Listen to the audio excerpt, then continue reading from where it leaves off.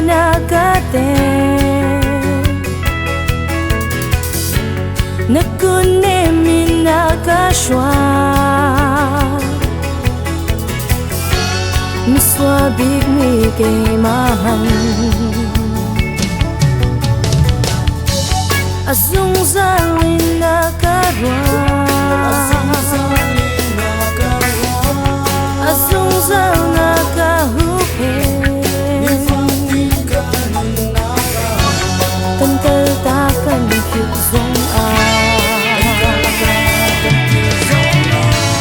afak big harna katan katwar ka insana kaharna tay tuboy pa ng mawang hinasi navelhi kat sa azar Rabi sur kanun nakaboy pa dahil siyam lo Tuweran to katsyan siyang boy pa kanun naka Simansay na kaumpita nangam na kangi Kachilay lo say po kung hanse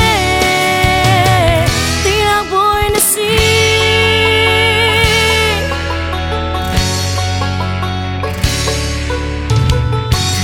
Azung zalin nakarwa Azung zal nakahupin